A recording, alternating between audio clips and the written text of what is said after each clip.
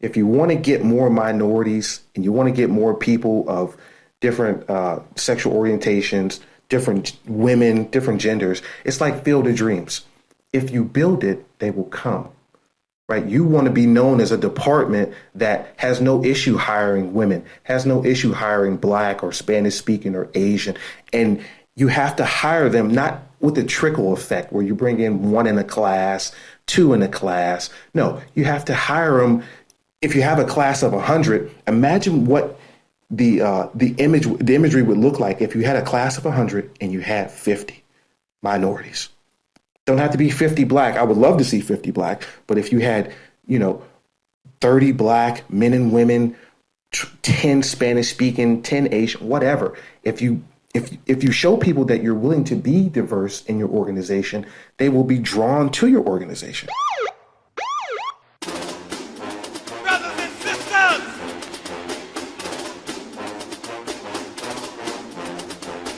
brothers and sisters, I don't know what this world is coming to. You're listening to the Black and Blue Podcast, a discussion and celebration of the roles of African Americans and other minorities in U.S. law enforcement. Your host on the Black and Blue Podcast is Dale Peters, a law enforcement professional with over 20 years experience in the business.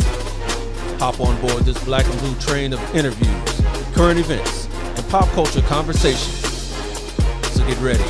The Black and Blue Podcast is coming at you right now.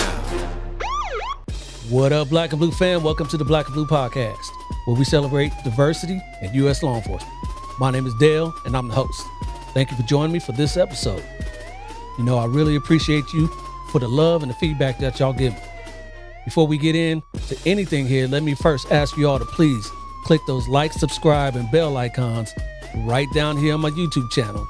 And leave a comment down below, too, to let me know what you think about this show and the episode. If you listen to me on your favorite podcast platform of choice, please rate the Black and Blue Podcast 5 stars. And finally, make sure you check me out on any one of my social media pages for even more content. You can find me everywhere at Black and Blue US. All right, now, so with that out the way, let's get to it. My guest today works as a state trooper in the Northeast and is also a founder of an organization to help both law enforcement officers and the public. So Black and Blue fam, help me welcome to the show, Mr. R.C. Hughes III.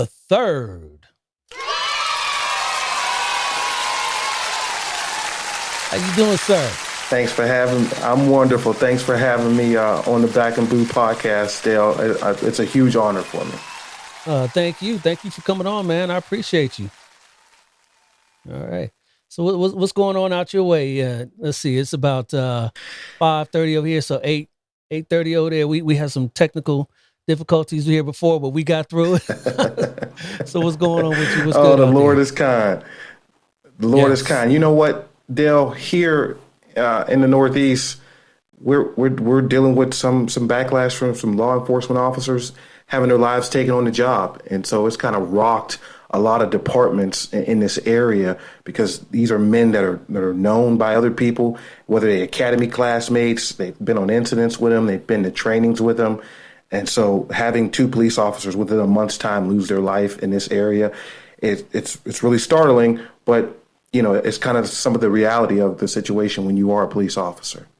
Yeah, absolutely. Absolutely. And we'll talk about all the ins and outs and ups and downs of this line of work. How long you been in law enforcement? I've been a police officer for 8 years, going into my 8th year now. And I love it. I love it. Yeah. So, you work as a state trooper. It's a little different. Well, I won't say that because I don't know how it is on your side of the country. But what it kind of entails the job of a state trooper out there in the Northeast?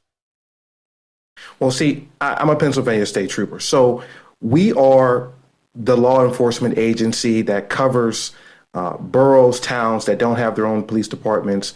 We've recently picked up some boroughs that can't afford their own police departments. People think that we're just a highway police, but we're not. We take calls for service. I mean, I work midnight shift. I take calls for service every night. Okay. All right. Yeah, it's a little different out here in California. We have the California Highway Patrol, but all they, not all, but they handle mostly the freeways, and they handle, the state capitol up there in Sacramento around those buildings and such. But like you said, agencies or cities that don't have their own departments, they usually contract with sheriff's departments out here. So a little Well, different. if they don't want to regionalize, like if departments don't want to come together as a group, then it's written in our constitution that we'll cover it. And it has not been easy, but it's something that we do. Nice. Okay. All right. And so you got into it about 8-9 years ago. What drew you to this profession over anything else? You know what, Dale? I got a degree in criminal justice, a minor in legal studies. A minor in legal studies that really allows me to read case law and really understand it. But I've been in every corner of a criminal justice degree. I've done adolescent mental health. I've done juvenile detention. I started off as top flight security of the world, just as a regular security guard. I've been a hospital police officer. My first job ever, Dale, I was top flight security of the world down at the U.S. Steel Tower in downtown Pittsburgh.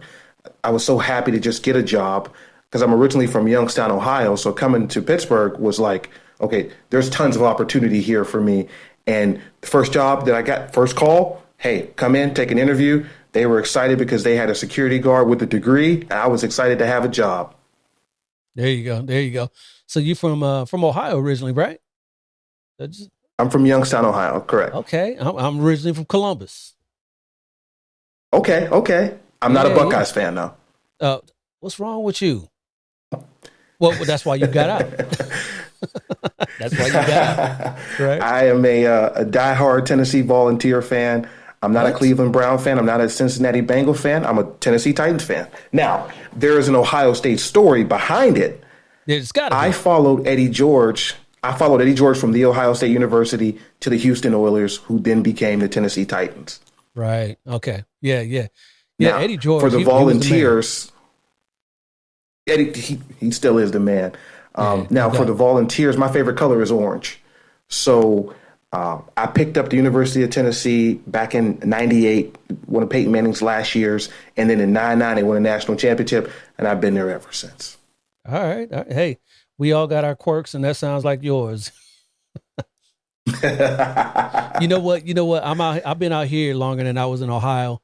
I came out here like when I was 14, 15, and I'm a little bit older than that now. So, I followed USC and UCLA and, the Lakers, of course, the Lakers. Out here in LA, we didn't have a football team for a while. So I followed the Niners, and now I'm a Niners fan. So, I'm all Cali, but I follow Ohio State whenever they on. I think the 49ers window is closing to win a championship. No, we'll think be it's back still next open? year. We'll be back next year. We just had a whole mass unit. Everybody was hurt. That's the Tennessee Titans story the last 3 years. It's just injuries. Yeah. It's just hard to overcome at times. Yeah, real quick, talking about Eddie George, I watched, he was on the Shay. I don't know if you watch Shannon Sharp's. Mm-hmm. He was on there, and he was talking about, his journey to being a coach over there. And he's at a HBCU, and I just did a show talking about HBCUs with some HBCU chiefs. And, they were talking about, really getting their name out and, to the public, HBCUs, publicity. And one dude that really, we all know this, there's only one Dion, one prime time. When he was over there at Jackson State, that was a name nobody ever heard of until he got there, right? So, correct. Got to promote. And I think he did a good job. I know there was some backlash because he left, but I think that's kind of narrow-minded, because if you know Deion Sanders, or you've heard him speak about what he wants his life to be, he wants to be a coach at a bigger school like Colorado. So at some point, he was going to leave Jackson State. Yeah, he said that's up front. So, right, exactly. There should have been no surprise. Yep. How long you been in Pennsylvania? I moved here. Well, I was here twice. So right after college, back in 2008, I was here for a year. I partied way too much, was way too irresponsible, and ended up having to go back to Youngstown. Dale, I'm not gonna lie to you. It was my first experience outside of my hometown. Pittsburgh was a major city to me, and so I failed miserably the first time. And then I came back in 2012, and I've been here ever since. All right. So, is this home now for you? Pennsylvania? This is home now for me. I have, me and my wife, we have 5 children. So our youngest is 4. So we got a long way to go. Yeah. You got a long way to go. Long way. Long way. Yeah. So what's fatherhood like for you? You know what? Fatherhood has been rewarding, but it's also been challenging as well, especially having to fight for custody of my 2 youngest children. It actually led me to create a course called Custody 101, a comprehensive guide for men. It's a 6 video course that I created, and it's just giving people the right mindset. I was able to be wildly successful with child custody. It's because I took what I learned as a police officer, having patience, understanding how to testify, understanding what is and what is not important as far as evidence goes. I think that's the big thing for a lot of men. They think that emotions matter, and in a lot of situations they don't. So I did that. I was able to be successful with custody, and now life is just, there's 4 children here, 1 in college. So it's just like a machine. Like, you get off in the morning, you come home, it's making beds, it's brushing teeth, it's washing faces, it's breakfast, it's getting dressed. Everybody's out of the house. It's a calm period for like 5 hours, and then it starts back up in the evening, and you just do it over and over and over again. And you try to find time to stop and settle down and just appreciate the children, because they grow up so fast, like everybody says. Yep. And, you just try to make a mental note of the mindset or the milestones that they hit. When they start to read, when they start to write, when they start to get really good at calculus. Right. When they start to challenge you with 5th grade, fractions, things that you've forgotten decades ago. Man, listen, I love fatherhood. Let me tell you, when my kids are doing that, especially with this new math kind of stuff that they got going on, they don't do division the same way I learned, and it's a whole new thing now. It's a whole thing. Trust, but it is rewarding, like you just said, right? 100%. I became a father when I was 19. So I've been doing fatherhood for almost 20 years now. And there's so much growth that I have seen in not only myself, but in my children as well. And the one thing that there's a couple things. I say being a father is not that difficult, right? All you got to do is show up every day, be present, put some meat on the grill, raise your voice every now and again, and, go to the different events and just be around. And the kids and my wife, they make it easy. It's not hard. Men, they run away from fatherhood, and it's like, hey, you don't have to, there's no awards. There's no super dad. There's no world's best parent. It's, are you there every day? Do you tell them you love them? Do you support them in their dreams? And they'll return the love and everything that you want, the admiration, all of that. They'll give it back to you. Yep, absolutely. 100%. So, dad being a cop, what's the feeling on that? First of all, does anyone want to follow in dad's footsteps? My middle baby, she's 10 years old. She thinks she wants to be in law enforcement. I don't know though.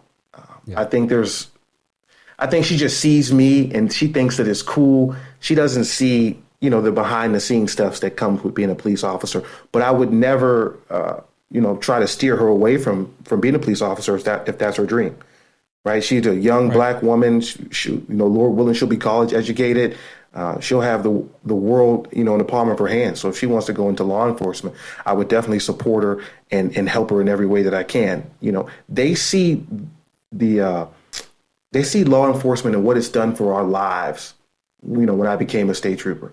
So they see the benefits of it, right? They see the nice clothes, the nice house, the cars, the food, the takeout, the electronics, all these things. They see it and they know it's a byproduct of me being a police officer.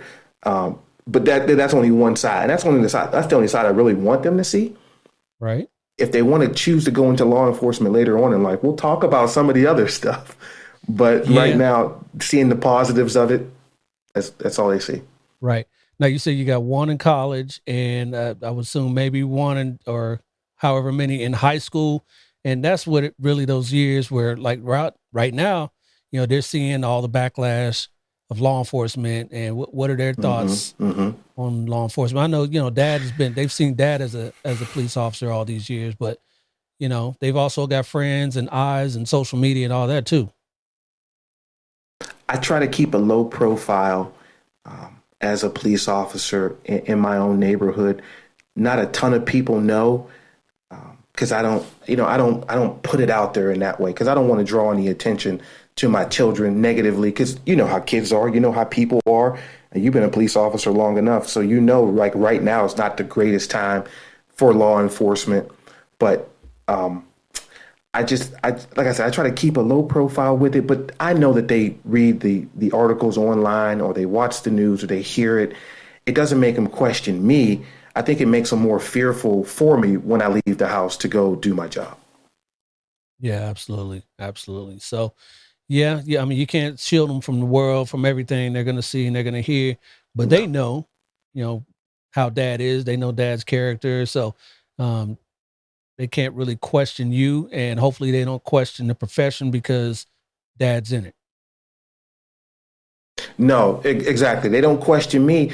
But Dale, I think honestly, we all kind of have to question where our profession is headed. Yep. Where are we going right now? Yeah. Okay, because and talking to my daughter, she's a freshman in high school. This is what we're asking people to do. And I'll give I'll give it to you like this. You're asking someone with a college degree to go to, first of all, alienate some of your friends and family, because that's going to happen. Doesn't matter who you are. There's going to be some people that you used to hang out with or that are your family that when you become a police officer, they're going to want nothing to do with you. And maybe that's not a bad thing for some people. But number one, we're asking people to alienate your family. Go to an academy where you're going to be yelled and screamed at. You may come out of that academy less healthier than you were when you went there. You're going to get some training. But one of the things I focus on right now is that the training for dynamic scenarios, the officer involved shooting scenarios, the violent domestics, nobody's training their cadets in such a way that they can actually handle that situation when it comes up to them, right? So you're asking people to go to these academies, get this training. They'll force feed you all the laws and stuff because they have to. And then they send you out to a police department. There's going to be bias. There's going to be, infighting. There's going to be all of these things going on. You may get a coach that wants to coach or doesn't want to coach. You may get two field training officers that neither one want to actually be field training officers. And then you get to go out on your own. And now it's life or death when you're out there by yourself. Yep. And if you make a mistake, it's going to one or two happen. Either you're going home in a box, right? Or you're going to take somebody's life if that situation arises. And in today's world, I won't say it doesn't matter if you're right, but being a white police officer and you have to take a black person's life, my Lord, look out. Yeah. Look out, because you know it's coming. You know it's coming. So when I frame it that way, because that's the way me and my daughter talked about it, it's like, well, why would I want to become a police officer? If all of these things, all of these negatives are present, and there's a lot of positives, but these negatives are what are being focused on right now in the media and in trainings and stuff and things of that nature. Is there something else out there for me I can do? Yeah. That's the question that comes. Is there something else I could do besides officer? So we have to figure out as law enforcement where we're headed. Where are we going? What do we want to accomplish? Yeah. Yeah. And unfortunately, that's what we're faced with today in 2023. But it's all cyclical. Mm-hmm. Hopefully, it'll come back. It looks like it may be coming back. at some point. But those are things that we got to deal with right now. Every department is hurting for people, and that's because people don't want to become police officers. But I think that's across the board. People don't want to work right nowadays. You want to keep it real. I don't disagree. I certainly agree with you on that point that people don't want to become police officers. My age, I always tell the stories of where, back in the 90s and the 80s, it's 12,000 applicants. You couldn't get on this job. Now, couple hundred, maybe. Flying, and it gets harder and harder to pick quality applicants when you kind of have to take everybody, right? To fill the ranks, you have to kind of take everybody. But don't get me off on a tangent why we're in the position that we're in, Dale, because then we'll be here for 4 hours. Yeah. Hey, we got 3 though. We got 3. Okay. 3. No. Look, it's kind of an arrogance ego type of deal where you were so ultra selective over the years and you focused on one demographic specifically, right? And that was just white male. The vast majority of law enforcement is. So you bounced out some women, obviously minorities at a high rate. And now that demographic that you had focused on so much just isn't there like it used to be. So you're trying to work backwards to earn the trust of women, minorities, people of different sexual orientation. When you've been so exclusive of them for so long, it's a hard road to toe for law enforcement to try to bring everybody in now. Yep. That is 100% sort of it, but it is what it is. We got to kind of get a handle on that and make things a little bit different, trying to get in some of those people that you mentioned, those disenfranchised people of color, people of different sexual orientations, and just female in general. There are a lot of agencies that are kind of trying to emphasize on those and bring those in the ranks now. Dale, there's 2 words that I've come to have great disdain for, and it's diversity and inclusion. And there's for a couple reasons. The first one being this: if you have to teach people how not to be biased, then you might have the wrong people in positions of leadership and in the selection process. The second thing is this: if you want to get more minorities and you want to get more people of different sexual orientations, different women, different genders, it's like Field of Dreams. If you build it, they will come. Right? You want to be known as a department that has no issue hiring women, has no issue hiring Black or Spanish speaking or Asian. And you have to hire them not with a trickle effect where you bring in 1 in a class, 2 in a class. No, you have to hire them. If you have a class of 100, imagine what the imagery would look like if you had a class of 100 and you had 50 minorities.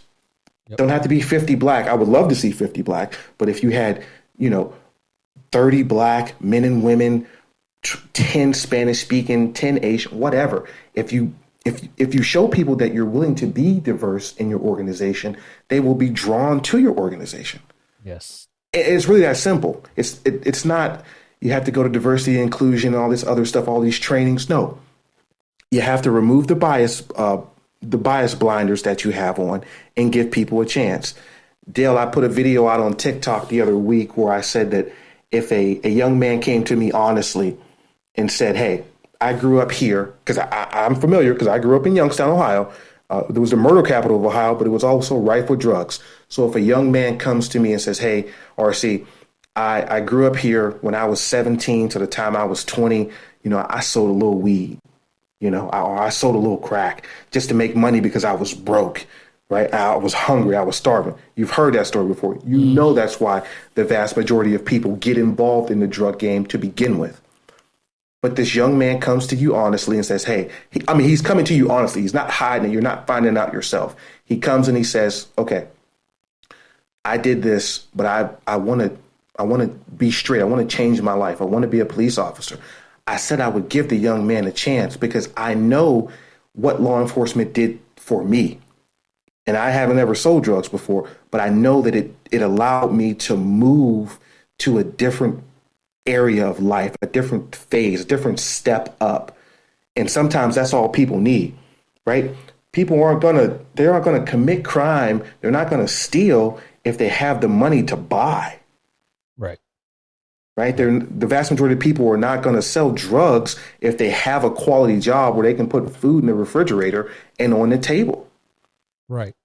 Now, but playing devil's advocate, though, where does that stop? Though we're talking about dope slanging, and that's one of the things that police officers, right or wrong, or whatever your philosophy is on legalizing drugs or not. As of today, most drugs, a lot of those drugs are illegal that say crack in your example. And, a police officer must enforce people selling, crack. And this person comes to you and says, I sold crack, a felony. Where's the equality, the equity in that? So here's the thing, Dale. Right now, in the dire state that most police departments are in, they've already loosened the standards for what they are allowing simply because they don't have enough people that they can hold at a higher level. Right. Okay. And so when it comes to, like RC, where does it end? If someone's honestly coming to you, and I say now this is the point where we start to make addendums to contracts like, okay, we're going to give you a chance. The first inkling, the first sign of, because they don't even do that with people who have past drug use in the past. Right. Right. There's no, hey, you telling me you used cocaine for 6 years. Those people don't get randomly tested more often. It may be decades before that person gets tested. So it's like, hey, we're giving you an opportunity. We're going to have a close eye on you. We're going to watch you. Right. We're going to watch you and we're going to check on you regularly. And the first sign, you're done. You're done. It's over. Okay. It's over. That makes sense. And then when you get to that point with a person, if they are true and honest in their words, they're impeccable with their word, then that's an issue you never have to worry about. But they are always mindful of it. So their decision making is going to be geared to keeping their job, right? Yeah. And staying out of jail themselves. Yep. And that could be just like people say. Go ahead. Yeah, that could be just like any other background investigation where they say that there's a cutoff of say 5 or 6 years. If you were dealing, last week, probably not now is a good. That's a different story. Now it's probably not a good time. That's a different story. Yeah, 6 years ago, okay, right. we can work with you. But you know what? There are some departments that are allowing drug use 6 months ago. Yeah. And not just marijuana, like heroin and cocaine and things of this nature. So I'm more concerned about people who are using cocaine. I would be more concerned about a person who used cocaine in the past than I would necessarily about someone who used who sold drugs. Because if becoming a police officer removes that need or desire to sell drugs because you now have money, I don't think it does the same for someone who uses cocaine. Because your cocaine is something you do recreationally. There's no, I was so poor, I just started sniffing lines. But that's not how that works.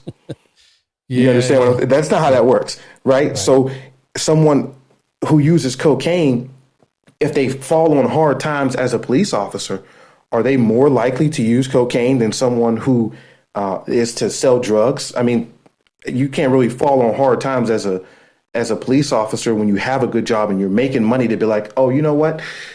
I'm making 6 figures this year, but I'm going to add some drug dealing in there just to kind of pad my pocket a little bit. All right, RC. It has happened before. We've seen it. It has happened before, Facts. but it's not like it's not something that is so prevalent. So I guess this is the best word. It's not something that's so prevalent. We have seen it before.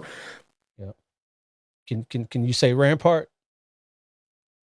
Yeah. Out here in Cali, we know that one. Yeah, everybody knows that one. So talk to me about what's behind you there, the Hughes Initiative. What is that? All right. So my sister's a small business owner. She is a nurse educator. Her business is called Remar Review. She had been on me from the very beginning when I first became a police officer to start the Hughes Initiative. And it was like, RC, you have the information, you need to give it out, you need to, start educating people. And when I first started, I was like, Regina, I don't think I've been on the police force long enough to start. I didn't feel like I was an authority on the situation. And then at the end of 2021, I almost died because of COVID. I was in the hospital for 5 days, and we had a conversation, and it was like, okay, you see how fleeting life can be. Now is the time. So when I started the Hughes Initiative last year, I wrote the book, Dominate Your First Year as a Cop, to try to give police officers a different mindset, a different approach, because the mindset that they currently have is kind of outdated. It's archaic. You have to treat people like people, right? So it started with Dominate Your First Year as a Cop. And then I created Traffic Stops, DUI, and Binge Drinking, where I go into schools. I talk about how to conduct yourself on traffic stops. What is case law? What is not case law? What to do during the DUI process. I called California, Tennessee, New York, Georgia, Florida, Ohio, West Virginia, and Virginia, and asked them, what's your process like post-arrest for DUI? And what I've learned is that it just depends on where you are. Right here in Pennsylvania, we release you after you give blood or breath, whether you do or you don't. But in Georgia, they lock you up. In New York, they just cite you right there. So it just depends on where you are. So I just put that in there and said, hey, depending on where you are, these are some things that may happen. And then binge drinking, obviously, I talk about that with high school kids because that's how people find themselves in terrible situations. They don't understand what alcohol is doing to the brain and how when you get to about a 0.14, your hippocampus stops recording memories. That's where you get the blackout drunk. That's where you wake up next to someone you don't know how you got there. Young women, young men sexually assaulted, never getting any answers because they don't even know what happened. But that's also how you get young men being arrested for, say, a rape that they're not a rapist.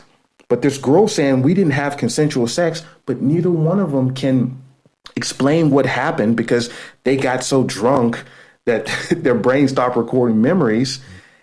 And then, even if this kid is charged with rape, okay, if the family's pushing the issue, maybe it becomes a big story, you charge him with rape and he takes a plea deal. He may have to register as a sex offender for the rest of his life.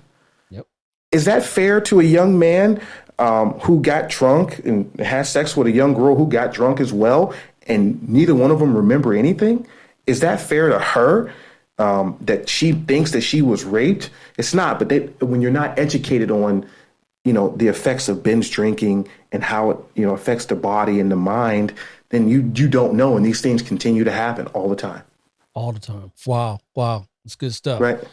Yeah. So and then with HI, that's the police officer stuff. That's the education stuff. Because I'm an alternate community service officer for my department. But HI has grown now to involve custody for fathers' rights. My video course, Custody 101, a comprehensive guide for men, is a 6-video course where I give people the right mindset, like I talked about before, on how to handle court as a father and how to win custody. I won primary custody of my youngest daughter. I've terminated 2 child support orders. There was a time where I was paying $2,400 a month in child support. Okay, for 3 different children by 3 different women. And now I pay $200 a month for 1 child. I've terminated 2 child support orders. I have primary custody of my daughter. I'm moving for primary custody of our son. And my test, I'm turning into a testimony. I want to help men, get more custody, but you have to go about it the right way. And it's a process. It's not overnight, but it's the long game. And you have to know that going into it. But a lot of people don't. Yeah, a lot of people don't. And I find myself, I've never been in a situation where I've had to fight for custody of my kids or anything like that. But, dealing with it on a daily basis at work, you see, a lot of the, and not just men, the women coming in and custody battles. What can you tell the audience, the viewers and the listeners about custody disputes when people try to use the police department as their conduit to getting their custody when they're coming in and telling stories about the other half and all of that? Like in my situation, my daughter's mother, it turned into the boy that cried wolf. Right. You call the police on me 3, 4, 5 times, but there's never any evidence of anything going on because you're trying to paint me in a certain light. I make no bones about the fact that I was a wild boy, Dale, for a number of years before I settled down. But when listen, I make no bones about that. But trying to utilize law enforcement as an arm to give you leverage, men have to understand you have to be almost spotless in your approach. But it's not impossible. You just have to be mature. You have to not put yourself in situations where law enforcement would get involved. If you're doing custody exchanges at the police station, you might not like it. It might make you uncomfortable, but there's going to be a place where there's cameras. There's not going to be the ability to make up any stories. If you're not communicating over the phone, if you're just doing text message, email, there's always a paper trail, right? Because here in Pennsylvania, we as police officers don't necessarily enforce custody agreements. I'm not coming into someone's house, kicking the door and ripping the child out and saying, "Here, it's your weekend." No, absolutely, that's not what we do. You know, but have I seen people call police on other people trying to get them arrested so they can go back to court and say, "Look, Your Honor, he got arrested for." Yes, I have. Yeah, I have. You're going to be shocked and saddened by the fact that we're not going to really try to get involved in this stuff. If you thought that you could use law enforcement as an arm to influence a judge or a custody battle. Absolutely, and I tell people all the time, one, we're not going to pull a kid from one parent's arms and put him in another parent's arms. That's not what we do. And, right. We don't enforce those things. That's for a judge and a court order. And if it comes down to it, maybe a sheriff's department will help enforce that court order. But in the meantime, what we see all the time is, little Janie came back from dad's weekend visit, and little Janie had a mark, on her butt or on her elbow. Call the cops or whatever. Not questioning the kid that, hey, we got this, playing in the street or whatever, bumped into, whatever that kids do, because kids are kids. It's automatically, the father's fault. Right. And so some men, they get into a situation where there's fear of, and I've been there before because I've been accused of touching my youngest daughter, which is the craziest thing ever. But there's some people, there's no limits to what they'll go to. But as a father, sometimes you're fearful to maybe discipline your child, or, but you have to, but you don't want to, because if you spank your child and she or she has a red mark on their butt, and they go home and now it's mom is like, "Oh, you abused the child, you physically assault," so as men, sometimes it's a kind of a fine line as well to have to try to walk, but you still have to be a parent to this child. Yes. Yep. Right? You still have to be a parent to this child. And it's tough when they're 2, 3, and 4, because they climb on tables and climb on couches and fall off treadmills when they're not supposed to be on them. And, they do all of these things that if you were married, it would be a non-issue, but you're locked in a custody battle. So now everything that involves the child, a mark or something, becomes evidence in a sense. That part. And you said another thing that you do at the Hughes Initiative is you teach or you talk about how to interact with the police to the public. How's that work? So you have to understand that African Americans in law enforcement are talking about the same story, where one police officer says, "Hey, I'm not Derek Chauvin," but you have to, as a police officer, you answer for that when you go to these calls with different people who have different mindsets about law enforcement. As an African American, I say, "Hey, I'm not your local drug dealer. I'm not a shooter," but I'm judged based off the color of my skin, right? So when you have two groups that are fearful of each other, when they interact, of course, there's going to be additional attention. So in educating the public about how to interact with law enforcement, it's like, hey, you got pulled over for whatever reason. Okay. If you have your license, you have your insurance, you have your registration, if you have a concealed weapon, you have your owner's card, it should go no further than whatever the original violation was. Now, you understand case law where a police officer can ask you to step out of the vehicle. Step out. Stop fighting things that you're not going to win. Get patted down. If they ask to search the vehicle, say no or say yes. It's up to you, right? If there's nothing in it, right? Because the goal is to have your traffic stop end as quick as possible. That's the goal. So whatever has to happen. People watch these videos on Facebook and YouTube and TikTok, and they think that, they're going to punk a police officer or try to outsmart them, and they end up getting arrested or getting 4 citations. And nobody ever talks about what happens after the video shuts off. Okay. When you get on a traffic stop with a police officer, right? You get on a traffic stop with a police officer, you try to badmouth him, try to record it. And then, okay, police officer doesn't budge, but he writes you $2,000 worth of citations. You better believe when that court date comes, your attorney's going to be begging that police officer to work with him in some way, right? And the judge is always going to ask, RC, how'd they treat you on the traffic stop?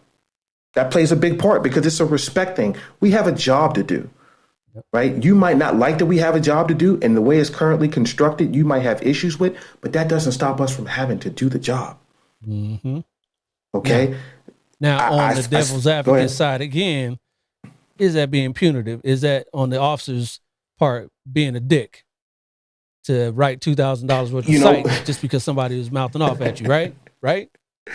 Yeah, absolutely. And so what I talk to young police officers at cadets about is I call it numbers-based policing, where you just police people based off the numbers. I was caught up in it for several years as a police officer because when you police people based off the numbers, you bring back numbers, you bring back stats, you get rewards, whether that be overtime, pat on the back, cake, a certificate, whatever. When you're aggressive as a police officer, you get rewarded in law enforcement, right? Because you're generating revenue, and we all know that. The problem with that is when you remove the human element from the interaction, then you lose what you're supposed to be doing as a police officer to begin with, which is educating, which is being upstanding, which is serving the public. You're not serving the public when you look at everybody as a statistic. Kind of what happened down in Memphis, if we could talk about that.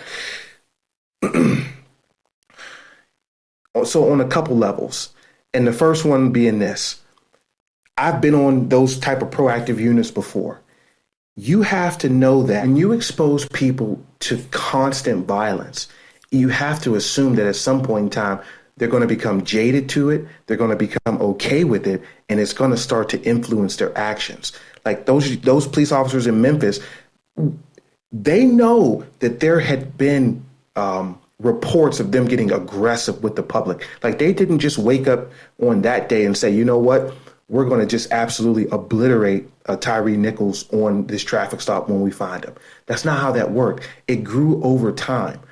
At the same time, too, I'm sure they had a lot of leeway because they were bringing home the bacon, right? It was the arrest, it was the guns, it was the warrant subjects that they were picking up. I'm sure they were getting attaboys, and the chief turned a blind eye to it because the numbers were coming in. So she could go to her council people and say, this Scorpion unit is awesome. It's amazing. This is what they're doing out here. But when you only see the worst of the worst all the time, it definitely has an influence on you. And when I talk about that, I say that's where the department did them a disservice. I was on a specialized unit. We had to come off of it after 120 days. Why? Because we're running and gunning. We're arresting drug dealers. We're getting in pursuits. We're getting chases. We're getting guns off the streets. We're getting crack, heroin. We're doing search warrants on houses. All of these traumatic events that we're having happen to us is having an effect. In my department, it was like, okay, we'll have these units going for a little while, but then new people have to come on. You can't take young police officers and just throw them on a unit like that because they're aggressive, quote unquote, because you're walking a fine line. And if you've ever been an aggressive police officer, you know that there's a fine line. You got to kind of be a lion out there because you're only seeking out the worst of the worst at times. It may start off with you writing citations, but the more you're out there, the more aggressive, the more your goals get bigger. Now it's no longer just citations. You want the car with the load in it, or you want the people with the guns, and that's the dangerous part of this job. But you have to have the certain mindset for it. But that mindset has to be kind of boxed in by supervision. Like, hey, we know you like going out there doing stuff, but hey, all right, let's reel it in a little bit. And that didn't happen down there. That didn't happen. No. Unfortunately, it didn't happen for Tyree Nichols, and he lost his life because of it. So he did. Terrible. And that is in no way of me excusing those men's action. They ought to feel the full brunt of the Tennessee state, penal system. They should, because they killed somebody. That's not what we do. And I had a guy at the gas station like a day or two after the video came out, I've known this man for years. He's like, RC, you're not like those guys. I'm like, what are you talking about? What are you talking? You've known me this long. I don't even get into that. Yep. Just the other day, I'm an FTO, my department, field training officer in my department, and I got a trainee now. And we had to take down a guy. 3 of us had to take down a guy the other day. And, law enforcement isn't pretty. But we had to take him down and get him in the handcuffs. And at the end of it, we were done. And it was 3 of us. And this guy, from what I could tell, is bigger than what Tyree was. It just goes to show that, and I always had this, just thought when I saw that video, I was like, hey, 5 high schoolers could have gotten that dude down. They didn't want to get him down. Yep. They didn't want to put him in custody. No. So there was a little more retribution or something involved with that. And what I teach is when the handcuffs go on, it's over. It's done. It's over. Done.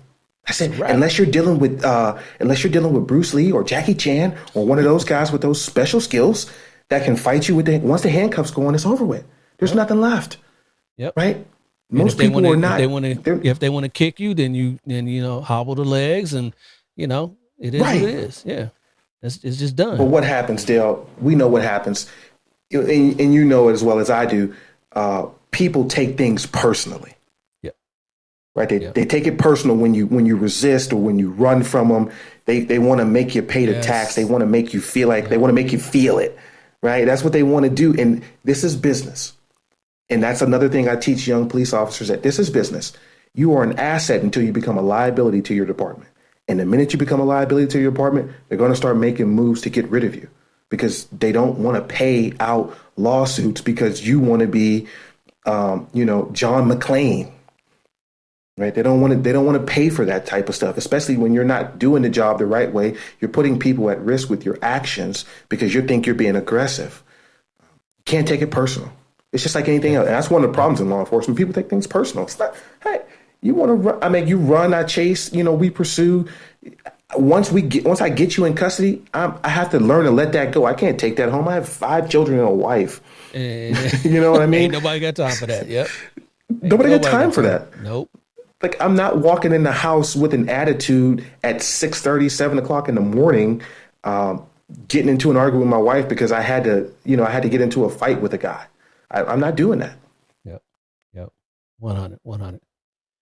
All right, brother. I appreciate you coming on, man. I really appreciate of course. You got a great insight, and this Hughes Initiative is great. It sounds like you got a good thing going there. So, keep that thing going. So, what's RC stand for?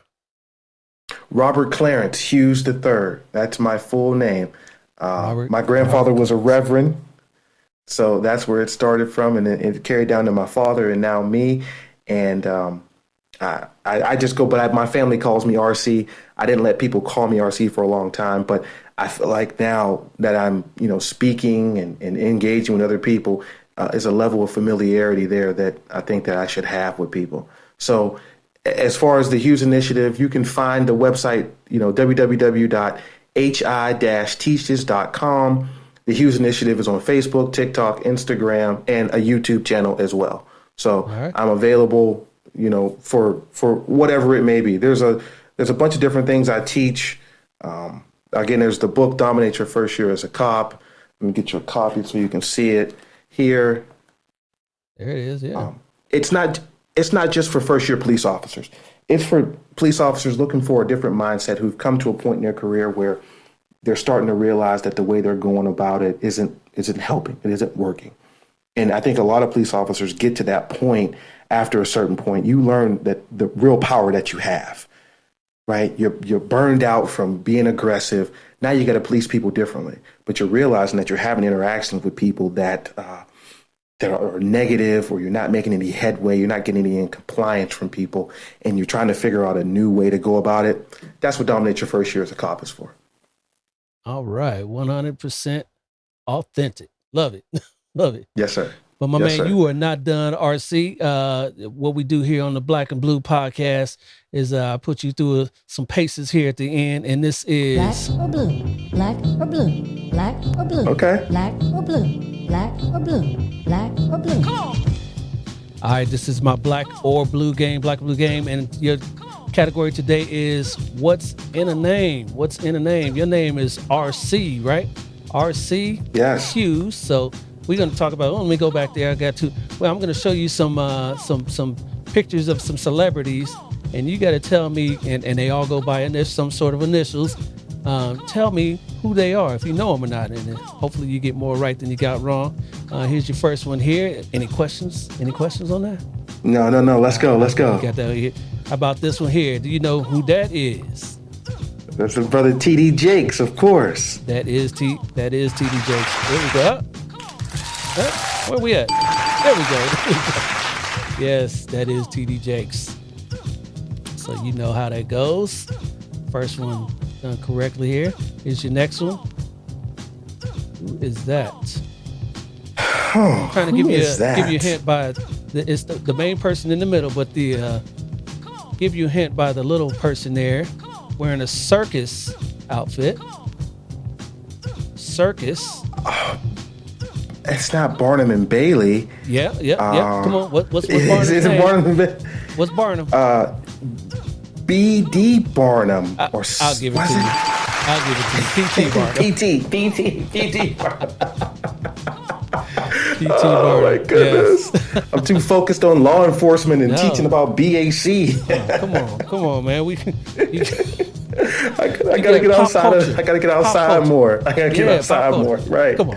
Well, you knew TD Jakes, so come on. P.T. Barnum. You actually knew this last name too. So come on. Here's your next one. AC Green. That is AC Green. Yes. The Lakers back in the 80s and the early 90s. Yes. He had that curl. Everybody knew the greasy curl that he had. AC Green. All right. Here's your next one. Yes, sir. That's JFK. That is JFK. Yeah, see, you know history too. All right. Oh, yes. Here's your next one. Who's that? Orenthal James. That's OJ. Yeah, OJ. It's OJ. That is OJ. OJ Simpson. All right. Your next one there. Who's that? BJ Armstrong. That is BJ Armstrong. Mm-hmm. You know your sports here. Okay. How about this one? Who's that? Oh, that's the gentleman. Oh, what is his name? Great actor. State Farm commercials. Yes. He's in the Oscar. He's in Liberty Mutual now too, right? Is it Liberty Mutual he does? No, but he's still State Farm. He won an Oscar for that jazz movie. What was that? That was a great movie. I can't think of his name. I know who that is. I cannot think of his name. I won't even waste your time. What's his name, Bill? I got it wrong. J.K. Simmons. Okay. Great actor. Great actor. All right, one wrong. Yes. A couple more here for you. How about who's that? Great poet. Is that activist? W.E.D. Du Bois. Yes. W.E.B. Du Bois. Yes. W.E.B. Du Bois. Yes. Yep. All right, Slick. All right. You knew that one. Who's that? Now, so before we get into it, I am a diehard Minnesota Timberwolves basketball fan. Uh-oh. Easy Dan. Easy. KG, Easy. big ticket. I don't know what you want to call him. Big ticket. Yeah. He's the reason I like basketball.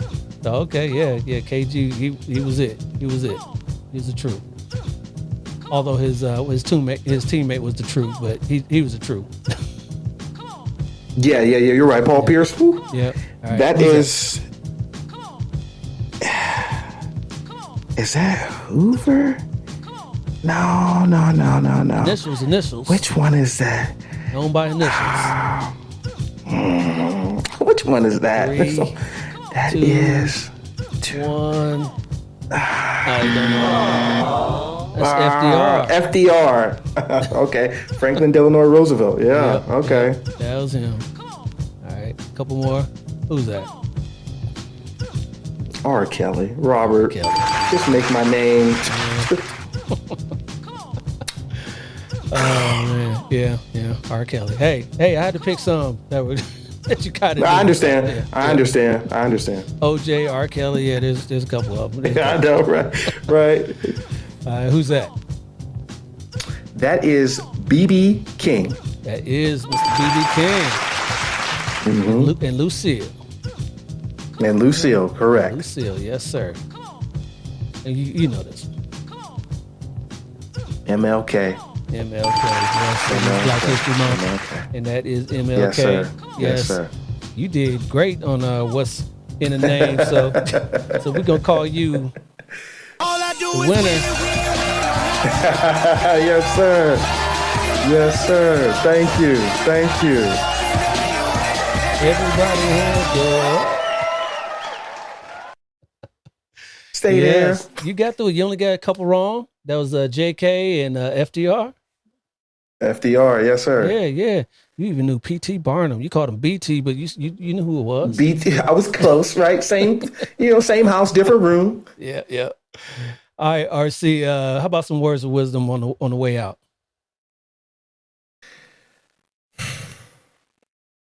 The Lord is kind to you. I'm a religious man, so the Lord is always kind to you when he wakes you up that very day that you get up. And on that day, you have an opportunity not only to serve him and to spread his message, but you also have an opportunity to live by faith. And living by faith is having a dream and not being able to see what's in front of you, but just walking towards that dream, taking steps towards that dream in hope that it will come to fruition. If I could tell any police officer or any person that's listening anything, don't be afraid to go after what it is that you lay in bed and keeps you up at night that's positive. When you close your eyes, how do you see yourself?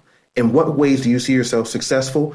And then you start to work towards that. But you have to take the first step, and you can't let fear stop you from being great. Words to live by. Love that. Appreciate you, sir. All right. Hey, this is a great time I had with you, RC. Like I said, in the beginning, we had some technical difficulties, but we worked through it. Persistence. That was my fault. Yeah, that's all You good. helped me. You've helped me figure it out. Thank you so much. Thank you so much.